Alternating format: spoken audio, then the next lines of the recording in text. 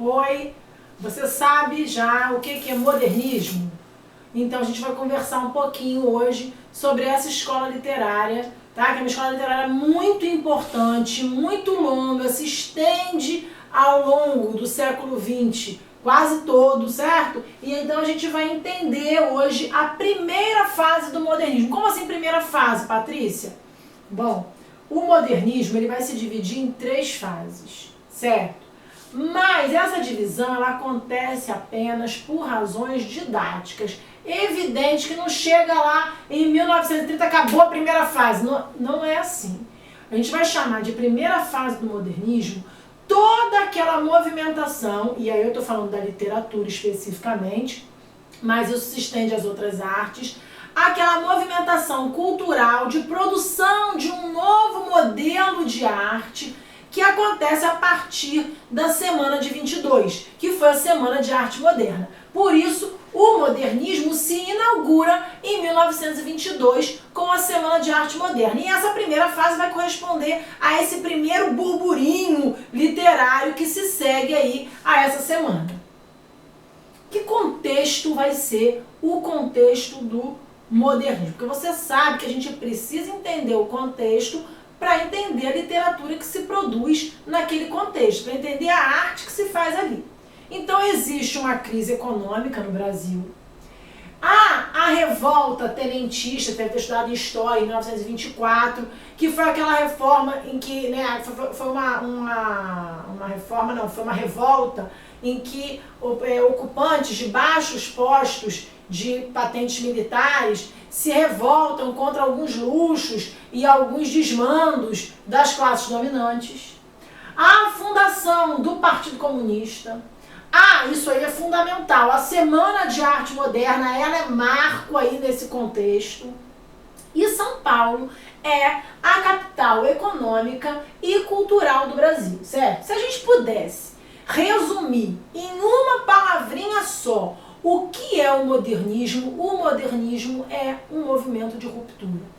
O modernismo não dialoga com as outras escolas literárias no sentido de que ele se configura como um modelo novo, um modelo que quer fazer diferente. Então, nesse sentido, sobretudo a primeira fase, porque depois autores mais à frente vão resgatar modelos clássicos, sim, mas nessa primeira fase não. Nessa primeira fase, a ideia era negar o que se fazia em termos de arte presa, arte moldada. A arte agora rompe com esses modelos e se faz livre, se constrói nova. Vamos entender como é que isso acontece?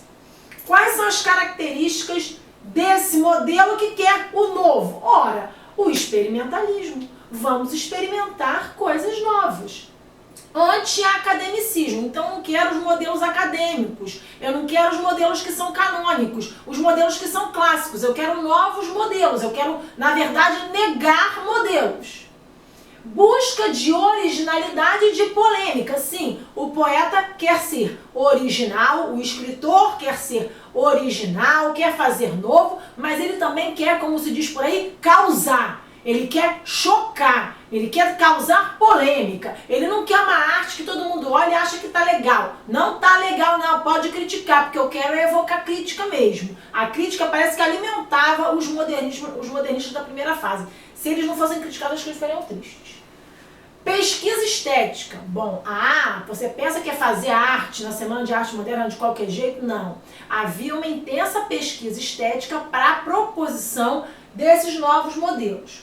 Ruptura com paradigmas do passado, ou seja, os modelos antigos não interessam. Nacionalismo e proposição de uma língua brasileira. Então vejam que o nacionalismo, que já apareceu lá no romantismo, a identidade nacional, essas preocupações reaparecem aqui, mas de uma maneira completamente diferente. Aqui, de fato, se busca uma identidade nacional. A língua portuguesa não, a língua brasileira. Existe todo o empenho em se construir um cenário de valorização da cultura nacional, não da adaptação da cultura nacional a modelos tais e tais. Liberdade formal. Você deve lembrar que o parnasianismo dura até aí. Esses poetas estão convivendo com os parnasianos. E como é que os parnasianos eram? Os parnasianos ficavam contando sílabas métricas. Os parnasianos estavam preocupados com a forma, preocupados com a perfeição poética. Esses aqui, eles querem a liberdade formal. Meu verso vai ter quantas rimas eu quiser, quantas sílabas eu quiser, eu vou rimar se eu quiser, a história aqui é outra, certo? Eles são muito críticos, mas a crítica é sempre carregada de humor, de ironia, de sarcasmo. Não é uma crítica, aquela crítica panfletária, não é assim. É uma crítica recheada de uma estética diferente. E privilégio a temas do cotidiano urbano. Então essas pessoas estão lá em São Paulo, naquele burburinho, naquela efervescência econômica e cultural. É aquilo ali que vai participar intimamente dessa arte moderna. Principais nomes da primeira fase do modernismo brasileiro. Há outros nomes. Até aí, lá na frente, a gente vai ver que além do Oswald e do Mário, eu trouxe também o Manuel Bandeira, que é um grande nome dessa primeira fase. Mas eu queria que vocês percebessem a importância do Oswald e do Mário de Andrade nesse contexto. O Oswald de Andrade, ele é satírico, irônico, polêmico, nacionalista, contrário totalmente a convenções, e ele era como se fosse, gente, um agitador, sabe? Era ele que tocava o terror na época. O Mário de Andrade, por sua vez, era o cara que segurava mais a onda, era o mentor intelectual, era quem fazia mais pesquisas, era mais técnico, certo? Ele valoriza imensamente São Paulo, a cidade de São Paulo vai aparecer como um cenário muito interessante nessa obra. Então a gente tem no Mário e no Oswald uma dupla em que um vai ser mais atuante do ponto de vista da prática, da agitação, e o outro vai dar um respaldo mais intelectual a esse processo. Esse poema mostra bastante esse caráter debochado, satírico do Oswald e também a preocupação com aquela característica lá que a gente já falou, que é da construção de uma nacionalidade, da identidade nacional. O poema chama Pronominais. Dê-me um cigarro, diz a gramática do professor e do aluno, e do mulato sabido. Mas o bom negro e o bom branco da nação brasileira dizem todos os dias: deixa disso, camarada, me dá um cigarro. Percebam que o que o Oswald faz aqui é uma crítica debochada à forma como a colocação pronominal da gramática da língua portuguesa nos orienta a usar o pronome oblíquo. Então, dê-me um cigarro, você deve ter aprendido na aula de gramática que a gente, de acordo com a colocação pronominal da língua portuguesa, não inicia frases com pronomes oblíquos átonos. E esse me é um oblíquo átono. Então, o autor diz: dê-me um cigarro. Diz a gramática do professor e do aluno e do mulato sabido.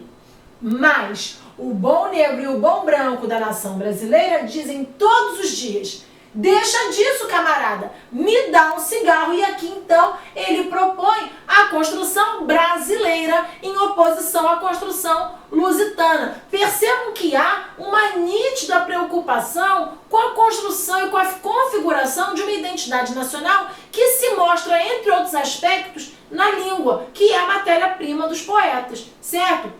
Então isso aqui exemplifica não apenas o caráter irônico, debochado, sarcástico do Oswald, como a preocupação que havia nesse movimento.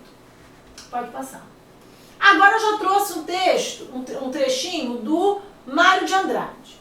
O Mário de Andrade disse no prefácio interessantíssimo: quando sinto a pulsão lírica, escrevo sem pensar tudo que o meu inconsciente grita. Penso depois. Percebam que há aí um depoimento bastante significativo sobre o que seja a arte moderna. A arte moderna é aquela arte que nasce de uma impulsão lírica. E nesse sentido, ela se opõe àquele trabalho artesanal do ourives parnasiano, certo? Ele escreve o que o inconsciente grita. Pensa depois, certo? A arte não poderia estar presa a esse pensar antes. E isso coloca muito pra gente a tônica do que seja a arte moderna. Uma obra interessantíssima também do Mário de Andrade é Macunaíma, que é o herói sem nenhum caráter.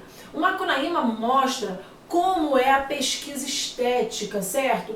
Que o Mário de Andrade faz, porque o Macunaíma é uma síntese étnica do brasileiro. Ele é uma síntese das culturas. Ele também é um elemento que mostra essa miscigenação e essa identidade nacional, certo? E aí, quando ele constrói o herói sem nenhum caráter, ele cria uma crítica àquele herói romântico que era o herói idealizado. O herói brasileiro é o herói brasileiro, é o Macunaíma, é o herói sem nenhum caráter, é um herói que vai revelar a identidade nacional a partir de outros padrões, certo? Uma obra que você deve conhecer para fazer os seus exames. E agora, então, não podia deixar o Manuel Bandeira de fora, porque o Manuel Bandeira é um nome muito significativo também nessa primeira fase. E eu acho essa metáfora que ele traz nesse poema, Os Sapos, muito interessante para você entender a crítica dos modernistas aos parnasianos. Os sapos, nesse poema, esse poema é longo, eu não trouxe ele todo para você, mas os sapos são os parnasianos. Ele cria essa metáfora e chama os parnasianos de sapos. Ele diz que os sapos estão na penumbra e se assustam com as luzes. As luzes representam o movimento modernista, certo? E os sapos estão lá na penumbra sem saber o que fazem. E aí, a uma certa altura, o sapo tanoeiro, parnasiano aguado, diz: meu cancioneiro é bem martelado. Você lembra da poesia parnasiana? Aquela poesia marteladinha, contadinha, direitinho. Ele chama o sapo de funcionário público, porque ele bate cartão, sabe? É aquela pessoa cheia de regra. Então ele faz uma crítica muito debochada aos parnasianos quando os apresenta na poesia moderna como sapos, certo? Vamos ver. E será que aparece nos exames? Vamos ver? Vício na Fala é um outro poema do Oswald. Para dizer em milho, dizem mil. Para dizer melhor, para melhor dizem mió. Para pior, pior. Para telha, dizem teia. Para telhado, teiado. E vão fazendo telhados. Ora, gente, você deve ter aprendido na aula de português que a gente tem aí um sujeito indeterminado, né? Para dizerem milho, dizem mil. Dizerem terceira pessoa, não sei quem.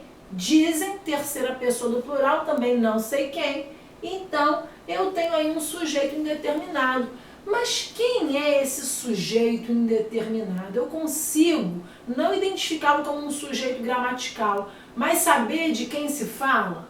Ora, quem diz mio, quem diz mió, quem diz pior, quem diz teia, teiado, é a mesma pessoa que vai fazendo telhados. Ou seja, ele mais uma vez apresenta a língua do povo, a língua popular, a língua de quem trabalha na construção como um elemento a ser aqui valorizado. E quando ele chama isso de vício na fala, ele está bem ao estilo Oswald de Andrade, criticando quem fala assim? Não, criticando quem condena isso, certo? Vamos ver quais são as nossas alternativas aqui? A gente tem afirmações que a gente tem que julgar verdadeiras ou falsas. Sobre o poema de Oswald de Andrade, julgue as seguintes proposições. O poema de Oswald de Andrade volta-se contra o preconceito linguístico e nos chama a atenção para a necessidade de uma espécie de ética linguística pautada na diferença entre as línguas. Sim, não é? Ele critica quem acha que essa fala é uma fala que tem que ser desconsiderada. Na verdade, se a gente entende o contexto, a gente sabe que é uma preocupação dos modernistas a valorização da fala, da língua nacional, de uma língua brasileira. Então essa tá boa, anota aí, tá boa.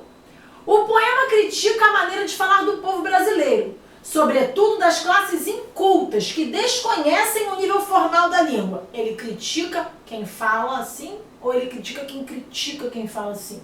Ele não critica as classes incultas, ele critica quem acha que isso não é língua. Então a 2 não. Para ele, os falantes que dizem mio, mió, pió, teia, teiado, de certa forma, constroem um telhado, ou seja, criam novas formas de pronúncia que se sobressaem, em muitos casos, a norma culta. Sim, essas pessoas falam assim, constroem telhados e eles estão criando uma nova língua, que tem que ser considerada segundo o poeta. Então, 1 e 3, hein? A palavra vício, encontrada no título do poema, denota certo preconceito linguístico do autor, que julga a norma culta superior ao coloquialismo presente na fala das pessoas menos esclarecidas. O vício é uma ironia do autor. E ironia, a gente tem que entender como ironia, ou seja, ele está criticando quem pensa isso. Não é ele que pensa isso, certo? Porque, como é que eu sei? Porque a gente entende o contexto histórico daquilo ali. Se a gente entende o contexto, a gente sabe que a preocupação dele não é de criticar a língua nacional, é de valorizar a língua nacional. Por isso você tem que conhecer o contexto da escola literária, certo? Então, corretas, letra B, 1 e 3. Estude literatura sempre.